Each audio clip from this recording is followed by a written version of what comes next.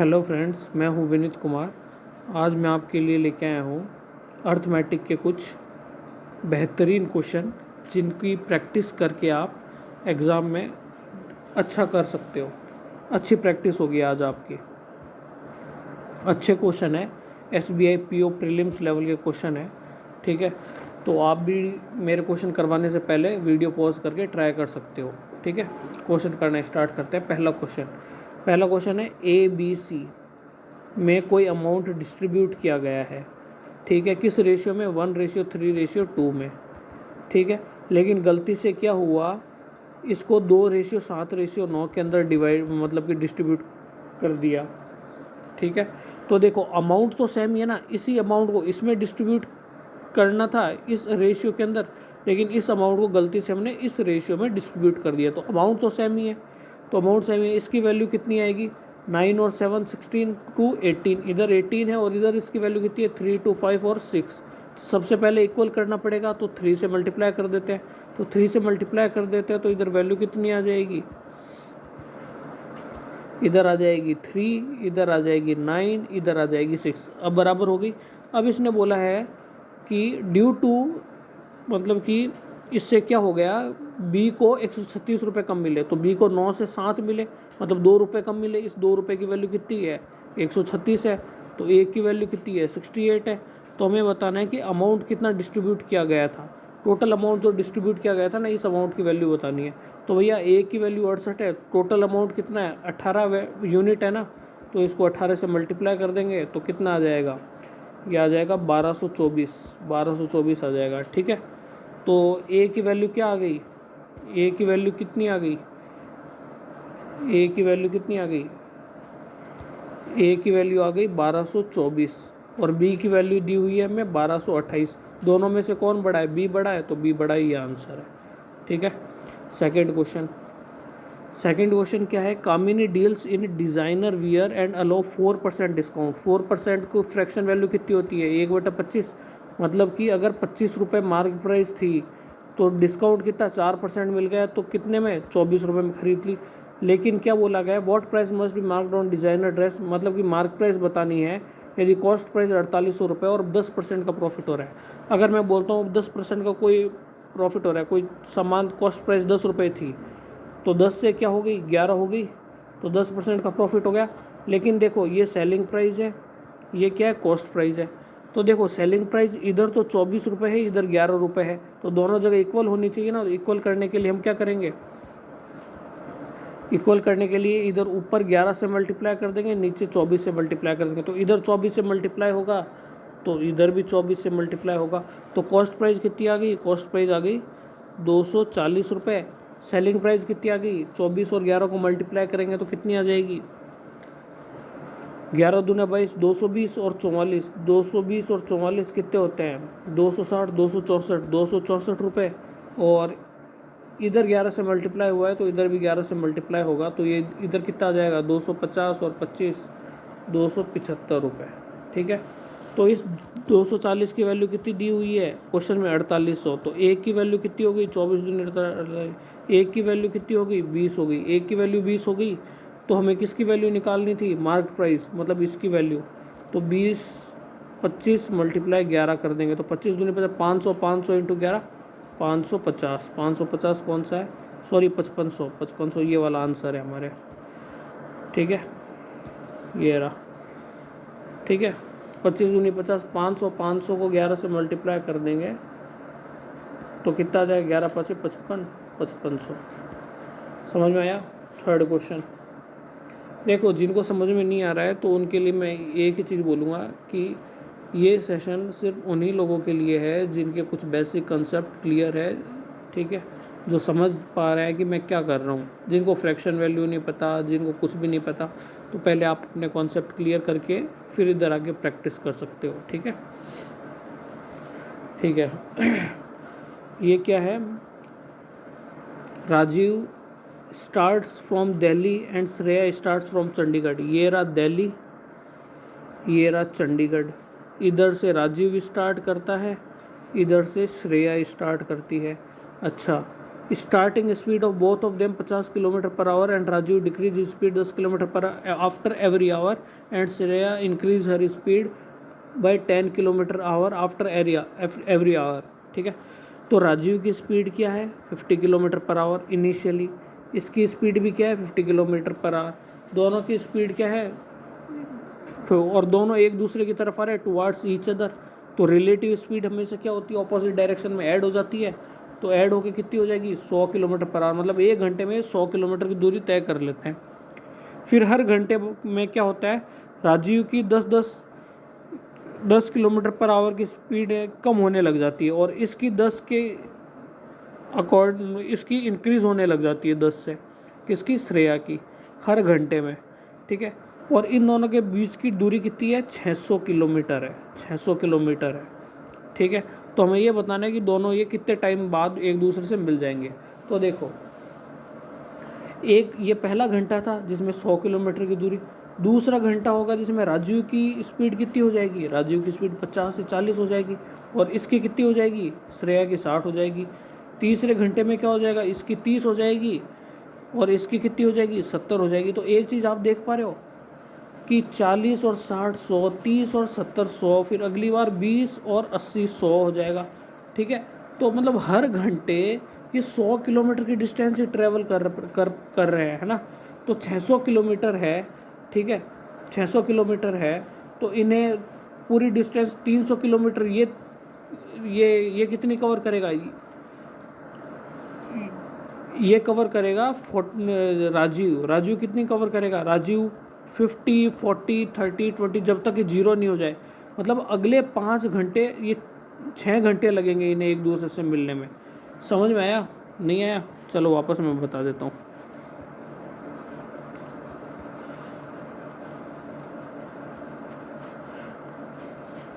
ये दोनों एक दूसरे से कब मिलेंगे,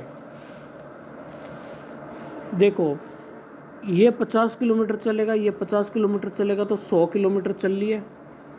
ठीक है, मतलब कि भाई ये जितनी डिस्टेंस ट्रेवल करेगा और ये जितनी डिस्टेंस ट्रेवल करेगा तो दोनों मिलके 600 किलोमीटर की डिस्टेंस ट्रेवल करेंगे कि नहीं करेंगे, 600 किलोमीटर की डिस्टेंस ट्रेवल होगी। अब हर घंटे के अंदर ये 100 किलोमीटर की डिस्टेंस ट्रेवल कर रहे हैं, तो मेरे को बताओ 6 घंटे में 600 किलोमीटर की डिस्टेंस ट्रेवल कर लेंगे कि नहीं कर लेंगे। ठीक है, राजीव पहले घंटे में 50 करता है, ठीक है दूसरे घंटे में 40, तीसरे में 30, चौथे में 20, पाँचवें में 10 और छठे घंटे में जाके इसकी स्पीड 0 होगी और छठे घंटे में जाके श्रेया की स्पीड पूरी 100 हो जाएगी। ठीक है, श्रेया ने भी 50 से स्टार्ट किया था, 50 60 70 80 90 100, तो पहले घंटे में 50 100 की इधर हो गई, दूसरे में 100, तीसरे में 100, चौथे में 100, पाँचवें में 100, छठे में 100। ठीक है, तो 6 घंटे में ये एक दूसरे से मिल लेंगे, 6 घंटे लगेंगे एक दूसरे को मीट करने में। ठीक है, तो कितना आ गया इसका, ए का आंसर कितना आ गया 6 आवर, तो ए का आंसर 6 आवर है, तो बी का आंसर भी कितना है 6 घंटे है, तो ए और बी दोनों इक्वल है, तो ये आंसर राइट हो जाएगा। ठीक है, जिसको समझ में नहीं आया वो वापस सोचना, थोड़ा सा लॉजिकल माइंड लगाना करना, सिंपल सा क्वेश्चन है, हो जाएगा। ठीक है, अगला question, the area of rectangle is equal to, rectangle का एरिया का फॉर्मूला क्या होता है L into B is equal to side of square, square की साइड के इक्वल है, ए के इक्वल है, और स्क्वायर है जो उसका एरिया कितना है, ए स्क्वायर की वैल्यू हमें 1024 दी हुई है, तो इधर अंडर स्क्वायर हट जाएगा, अंडर रूट लग जाएगा, तो ए की वैल्यू कितनी आ जाएगी 1024 किसका अंडर रूट होता है 32 का, तो ए की वैल्यू 32, ए की वैल्यू 32 आ गई, निकाल लिया हमने, तो ए की वैल्यू 32 आ गई, मतलब एल इंटू बी की वैल्यू मुझे कितनी मिल गई 32 मिल गई। अच्छा आगे क्या बोला है, if the perimeter of the rectangle, rectangle का पेरीमीटर का फॉर्मूला यही होता है ना 2 ब्रैकेट एल प्लस बी, ये 24 है, अगर ये 24 है तो 2 से कट जाएगा तो 12, तो एल प्लस बी की वैल्यू कितनी आ गई 12। ठीक है, तो लेंथ और ब्रेथ पता करनी है हमें, तो भैया एल इंटू बी की वैल्यू कितनी है 32 और एल प्लस बी की वैल्यू 12, मतलब कि ऐसी कौन सी वैल्यू है जिनको मल्टीप्लाई करने पे 32 और प्लस करने पे 12 आ रहा है, तो ऑप्शन से सीधा ही देख लो 8 और 4 है, 8 4 12 और 8 चौक 32, बाकी किसी ऑप्शन में ऐसा नहीं हो रहा, तो ये वाला ऑप्शन राइट है। ठीक है, next question. P and Q are friends investing in a ratio 2:3। P और Q 2:3 में इन्वेस्ट करते हैं। ठीक है,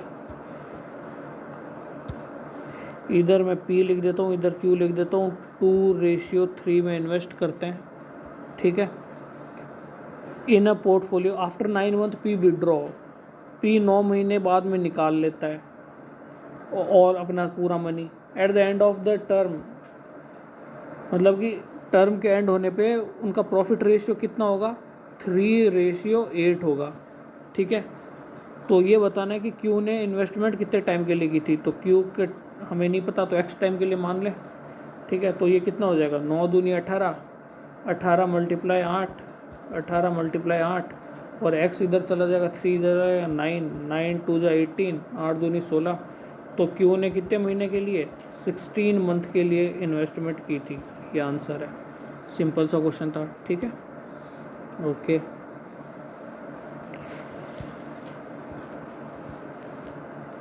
a man still water can swim 13 kilometre per our, मतलब कि यू की स्पीड दी हुई है 13 किलोमीटर पर आवर, और करंट की स्पीड मतलब वी की स्पीड दी हुई है 4 किलोमीटर पर आवर, और एक मैन है डिस्टेंस ट्रेवल करता है 18 मिनट में। 18 मिनट में कितनी डिस्टेंस ट्रेवल करेगा। तो एक चीज़ बताओ मेरे को कि distance is equal to speed multiply time होता है कि नहीं होता है। तो डिस्टेंस हमें पता करनी है, डी की वैल्यू। स्पीड कितनी है, स्पीड डाउन स्ट्रीम है ना, मतलब कि धारा की दिशा के अंदर ही वो तैरता है। तो 13 और 4 17 हो जाएगी, 17 किलोमीटर पर आवर। और 18 मिनट, 18 मिनट को ये टाइम है, 18 मिनट को आर में चेंज करने के लिए 60 से डिवाइड कर लेंगे। ठीक है, तो डी की वैल्यू कितनी आ जाएगी, डी की वैल्यू आ जाएगी 18 और 30, 3 3 10, 3/10, तो 17 3/10, 17 51, 51/10, तो कितनी आ जाएगी 5.1 किलोमीटर। ये आंसर राइट है। ठीक है, आपको पता है ना भाई, जब आपको धारा की स्पीड पता हो और नाव की या किसी मनुष्य जो तैर रहा है, कोई आदमी मैन, उसकी स्पीड पता हो, तो डाउन स्ट्रीम में वो ऐड हो जाती है और अप स्ट्रीम में माइनस हो जाती है। ठीक है, ये समान बिल्कुल नॉर्मल लॉजिक है। Next question. A man decide to cover a distance of 6 kilometre in 84 minute, मतलब कि 6 किलोमीटर की डिस्टेंस ट्रैवल करनी है इसे कितने, 84 मिनट के अंदर। He decided to cover 2/3 of the distance, इस 6 किलोमीटर की डिस्टेंस का 2/3 कितना होगा, 3 2 जा 6, 2 2 जा 4, तो 4, ये 4 किलोमीटर की डिस्टेंस है, ये 4 किलोमीटर की डिस्टेंस है। ठीक है, ये 4 किलोमीटर की डिस्टेंस है। डिसाइडेड को 2/3 ऑफ द डिस्टेंस एट किस स्पीड से कवर करता है, 4 किलोमीटर पर आवर की स्पीड से कंप्लीट करता है। तो इसको कवर करने में कितना टाइम लगेगा भाई, 4 किलोमीटर को 4 किलोमीटर पर आवर की स्पीड से 1 घंटा लगेगा कि नहीं लगेगा, मतलब कि 60 मिनट लगेगा कि नहीं लगेगा। तो 60 मिनट इधर लग गया। टोटल मुझे 6 किलोमीटर कितने 84 मिनट में क्लियर करनी थी, तो कितना टाइम बचा है मेरे पास, मेरे पास 24 मिनट बचे हैं। 24 मिनट बचे हैं मतलब 24/60, ये घंटे में चेंज कर दिया मैंने। तो इतना टाइम बचा है मेरे पास, और मेरे को कितने किलोमीटर, 2 किलोमीटर की डिस्टेंस और ट्रैवल करनी है। तो ये डिस्टेंस हो गया, ठीक है, ये टाइम हो गया। तो डिस्टेंस अपॉन टाइम ये क्या हो गया, स्पीड हो गई। तो हमें क्या करनी थी, find the speed after the 2/3 of the, तो स्पीड डिफाइंड करनी थी। तो ये हो गई 24 का 6 चौक 24, 6 10 60, अब ये 10 ऊपर चला जाएगा, तो 20/4, 4 5 20, 5 किलोमीटर पर आवर की स्पीड आ गई। ये रहा मेरा आंसर। ठीक है, ये नॉर्मल सा क्वेश्चन था, कुछ नहीं है इसके अंदर। भैया 6 किलोमीटर की डिस्टेंस मेरे को 84 मिनट में तय करनी है, जिसमें से मैंने 4 किलोमीटर की डिस्टेंस 4 किलोमीटर पर आवर से तय कर ली, तो मेरे को 1 घंटा लगा, मतलब कि 60 मिनट तो इधर लग गए, तो बचे 24 मिनट। मिनट को मैं घंटे में चेंज करूँगा, इसलिए 60 से डिवाइड कर दूंगा। ठीक है, अब बची कितनी, 4 किलोमीटर की तो इधर कर ली, तो 2 किलोमीटर बची, तो 2 से डिवाइड कर दूंगा। तो डिस्टेंस को हम टाइम से डिवाइड कर देते तो d/t क्या होता है, स्पीड ही तो होती है। तो ये रही डिस्टेंस 2, टाइम कितना है 24/60, इसको डिवाइड कर देंगे तो 5 किलोमीटर पर आवर की स्पीड आ जाएगी। ठीक है, अगला क्वेश्चन देखो।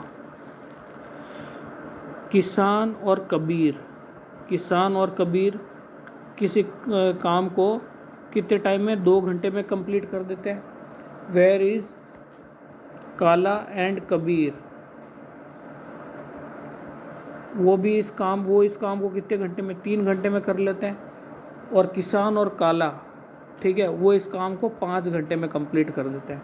तो मैं बोलता हूँ अगर कोई काम मैं कितना ले लूँ, मैंने बोल दिया कि 30 यूनिट कोई काम करना था, तो किसान और कबीर को काम करने में कितना टाइम लगेगा, 15। एफिशिएंसी कितनी आ जाएगी, 15 यूनिट आ जाएगी। ठीक है,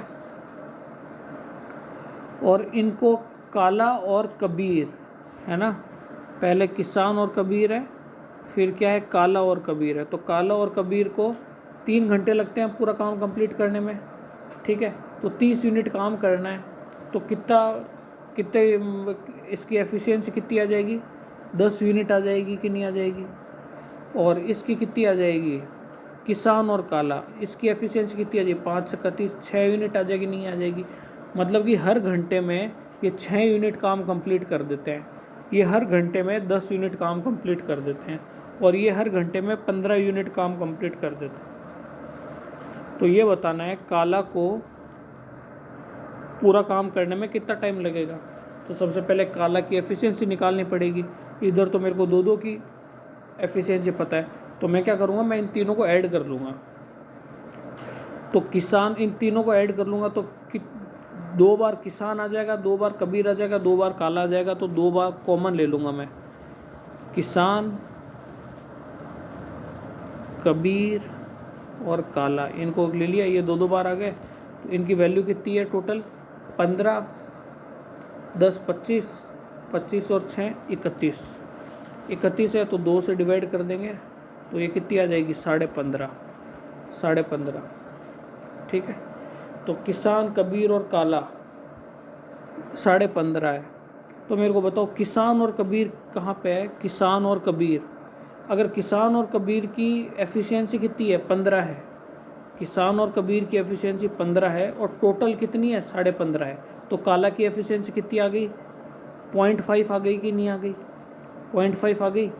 तो एफिशिएंसी मतलब कि हर घंटे में 0.5 यूनिट काम कंप्लीट कर लेता है ये, हर घंटे में। काला है जो हर घंटे में 0.5 यूनिट काम कंप्लीट कर लेता है।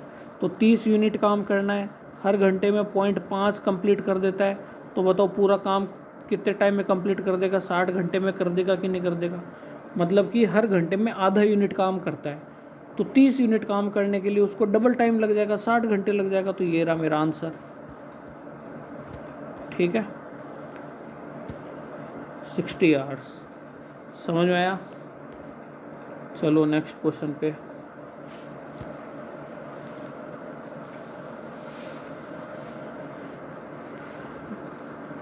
It takes 2 pipes A and B running together to fill a tank.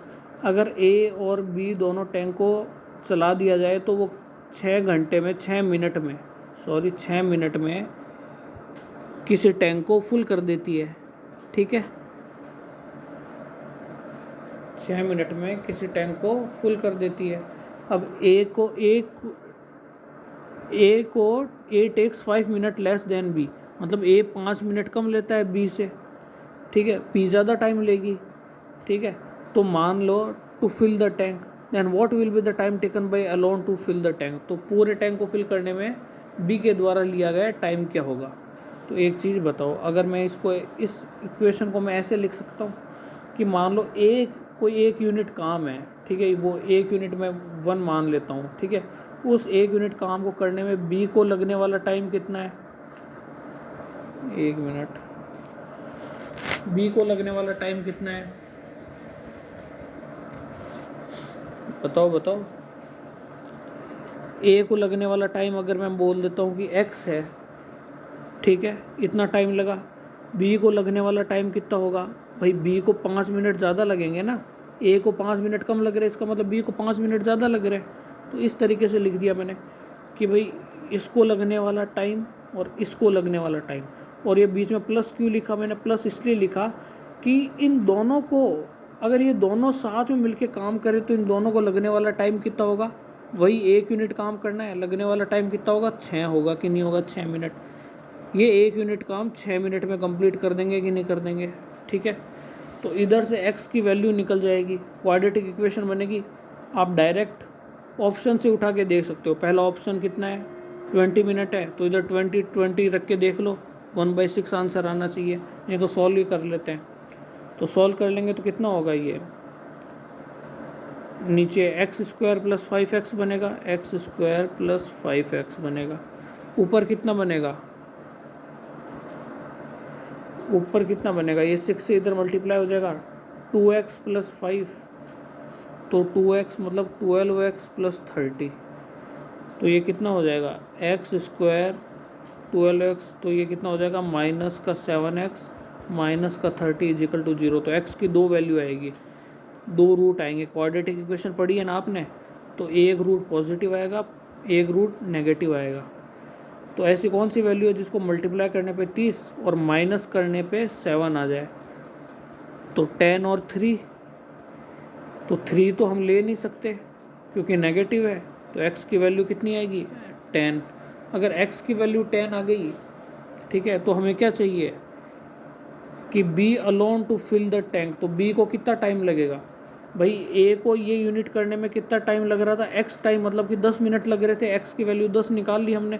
तो B को अब यही काम करने में कितना टाइम लगेगा, 10 + 5 15 मिनट लगेंगे कि नहीं लगेंगे, समझ में आया भाई। यही तो किया था ये इधर, कि ये 1 यूनिट काम करने के लिए A को x टाइम लगा, मतलब कि 10 मिनट लगे, तो B को 10 + 5 15 मिनट लगेंगे, ठीक है।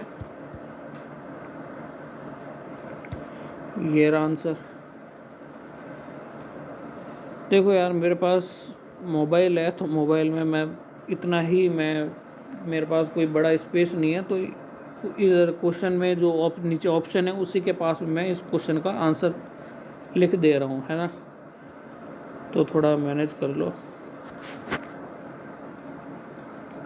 अगला question, the sum of age of Rajesh and nephew, Rajesh और उसका नेफ्यू है, उसका सम कितना है, 50 ईयर्स है, ठीक है। 7 ईयर्स एगो, मतलब 7 साल पहले, the product of their age was 4 times of Rajesh age, 4 times of Rajesh age, ठीक है। कितने, 7 साल पहले, 7 साल पहले मतलब कि 7 साल पहले इन दोनों की एज कितनी रही होगी, तो 7 इसमें इधर भी माइनस होगा, 7 इसमें भी माइनस होगा, टोटल 14 माइनस होगा, ठीक है। तो 7 साल मतलब कि इन दोनों की एज कितनी रही होगी, राजेश और उसके नेफ्यू की, 36 रही होगी, 36 रही होगी ना।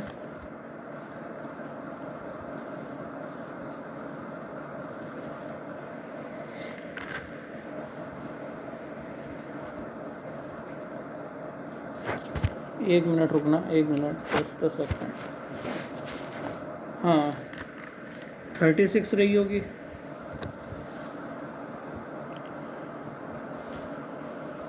कहाँ पे गया क्वेश्चन, हाँ ये रहा, the sum of ages Rajesh and nephew 50 years, ठीक है, और 7 years ago product of there edges, 7 साल पहले उनके प्रोडक्ट कितना है, 4 है Rajesh at that time. Then present age of Rajesh और हिज नेफ्यू, तो प्रेजेंट एज ऑफ राजेश और उसके नेफ्यू की कितनी होगी, तो देखो R × n = 4R, तो R से R कैंसिल, तो n की वैल्यू कितनी आ जाएगी, 4, n की वैल्यू 4 आ गई।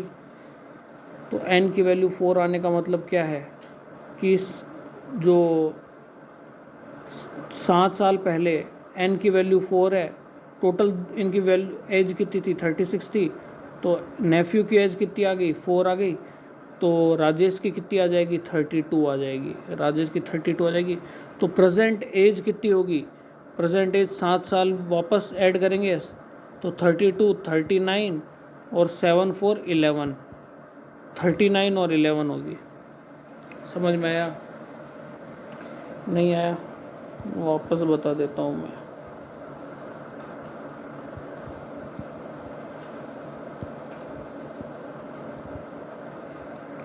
देखो राजेश है और उसका नेफ्यू है, उसकी प्रेजेंट एज है टोटल 50 साल। कितनी है 50 ईयर्स, ठीक है, ये प्रेजेंट एज है। तो भाई 7 साल पहले, 7 साल पहले कितनी रही होगी, तो इसमें से भी 7 और इसमें से भी 7, टोटल 14 माइनस हो गए कि नहीं होंगे, तो 14 माइनस कर दे। 7 साल पहले राजेश और नेफ्यू की एज कितनी है 36। लेकिन इसमें बोला गया है कि जो इनका प्रोडक्ट है ना 7 साल पहले राजेश और उसके नेफ्यू के एज का प्रोडक्ट है ना, वो 4 टाइम्स राजेश की एज के इक्वल है। तो इधर से आर और आर कैंसिल हो गया, तो एन की वैल्यू 4 आ गई। तो 7 साल पहले तो नेफ्यू की एज कितनी थी 4 साल थी, ठीक है, तो 4 साल एन की वैल्यू 4 आ गई। तो राजेश की कितनी थी, इन दोनों की तो 36 थी ना, तो नेफ्यू की 4 है तो राजेश की कितनी होगी, राजेश की कितनी होगी 32 होगी। तो ये 7 साल पहले की थी। तो अब प्रेजेंट एज क्या होगी नेफ्यू की, 7 ऐड कर देंगे तो 11, और राजेश की कितनी होगी 39, 39 और 11। अब पहले किसकी एज पूछी है, राजेश और नेफ्यू, तो राजेश की एज 39, नेफ्यू की एज 11, ठीक है। तो कौन सा 39 11, ये ऑप्शन राइट है। समझ में आया? ठीक है।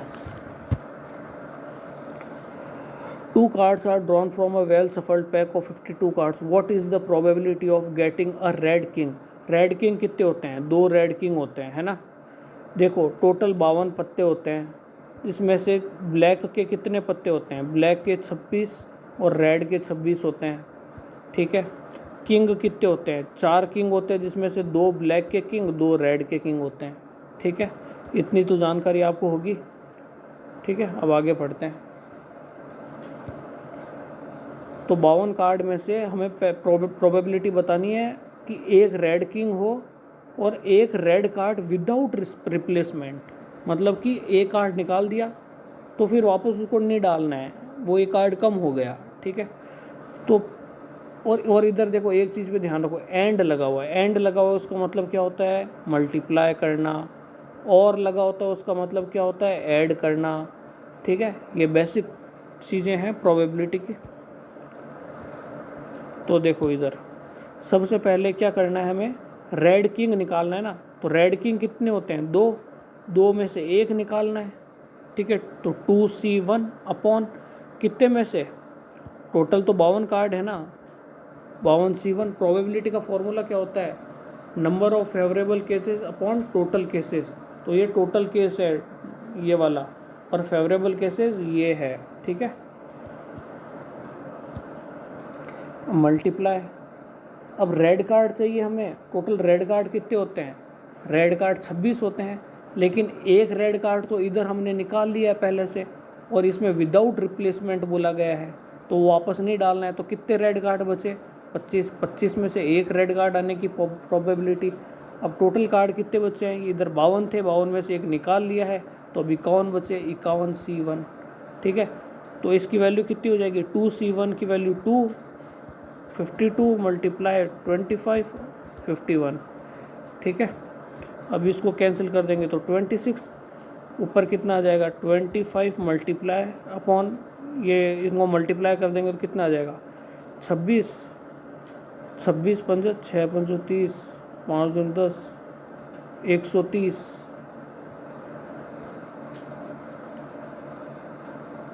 130 है ना, 1300, 1326, तो ये 25 अपॉन 1326, ये सेकंड ऑप्शन राइट है। समझ में आया? अरे ये समझ में आया क्या? नेक्स्ट क्वेश्चन,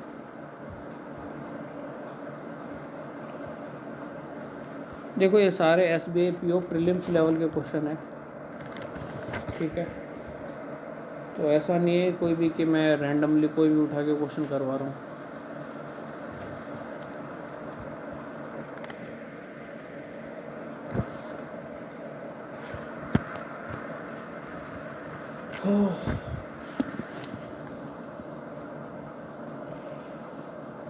चलो करो ये वाला क्वेश्चन करो। The ratio of Rohit score and Dhawan score. ये रोहित और धवन का रेशियो ऑफ क्या है, कितना स्कोर कर रहे हैं, 4:3 में। Dhawan score to Virat score, अब धवन और विराट का स्कोर कितना है, 4:2 है। इफ़ द टोटल स्कोर कितना है, 306 है। तो मुझे बताना है डिफरेंस बिटवीन द रोहित और विराट के स्कोर का डिफरेंस बताना है, ठीक है। तो एक चीज़ बताओ, धवन इधर 3 स्कोर कर रहा है और 4 स्कोर कर रहा है, ठीक है। तो इन तीनों का रेशियो क्या होगा, आपस में तीनों का रेशियो लिखना हो तो कैसे लिखेंगे। तो सबसे पहले तो धवन को इक्वल करो, धवन अलग अलग क्यों है भाई, तभी तो। रेशियो किन के बीच में होता है, रेशियो हमेशा होता है इक्वल क्वांटिटी के बीच में या सेम क्वांटिटी के बीच में। कभी भी रेशियो ऐसा नहीं होगा कि किलो या फिर नंबर ऑफ स्टूडेंट के बीच में, या किलो या मिलीमीटर या लीटर के बीच में। हमेशा क्वांटिटी सेम होगी, ठीक है, किस क्वांटिटी के अंदर आप रेशियो लिख रहे हो, ठीक है। तो ऐसा नहीं कि धवन की ये कोई दूसरी इनिंग है, ये कोई दूसरी इनिंग है, नहीं, वो एक ही इनिंग की बात कर रहा है और उसी के अंदर जो उन्होंने रन स्कोर किए हैं उनका रेशियो दिया हुआ है।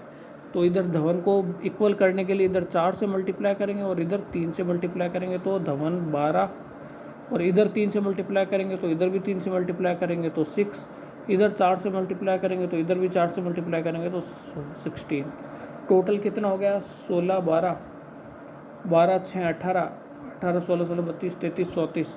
34 की वैल्यू मुझे 306 दी हुई है, तो एक की वैल्यू कितनी हो जाएगी, एक की वैल्यू कितनी हो जाएगी, 306/34। अब डिफरेंस किसका पूछा है, रोहित और विराट का। रोहित और विराट का डिफरेंस कितना है, 10 के इक्वल है, तो 10 के इक्वल कर दिया, ठीक है। अब इसे सॉल्व कर लेंगे हम। 34 का आधा 17, इसका आधा 153, 17, 9, 153, 90। तो 90 इसका आंसर है, 90 ये रहा, ठीक है। Next question. 2 कैंडिडेट हैं ए और बी, ठीक है। Winning candidate score 52% of valid vote. कोई वैलिड वोट होंगे, उनका 52% इसको मिलेगा, तो बचा हुआ 48% इसको मिलेगा। तो ये कितने वोटों से जीत गए, 4% वोटों से जीत गए। उसकी वैल्यू मुझे कितनी दी हुई है, 100 दी हुई है। तो 4% की वैल्यू 100 है, तो 1% की वैल्यू कितनी होगी, 25 होगी कि नहीं होगी। तो 100% की वैल्यू 2500 होगी कि नहीं होगी। तो मेरे पास वैलिड वोट कितने आ गए, मेरे पास वैलिड वोट 2500 आ गए कि नहीं आ गए, आ गए। If 58 votes declared invalid. अब इनवैलिड वोट कितने हैं, 58 वोट। तो total number of polled vote कितने हैं, तो ये वैलिड है, ये इनवैलिड है, तो दोनों को ऐड कर देंगे तो 2558। ये मेरे 2558, ये रहा आंसर, ठीक है। Next question. इसके बाद चलो ये लास्ट क्वेश्चन है। थक गया यार। 4 year ago the average age of ABC। A B और सी की एवरेज एज कितनी है, 34 है। तो एवरेज एज 34 है, तो 3 से मल्टीप्लाई करेंगे तो टोटल एज आ जाएगी।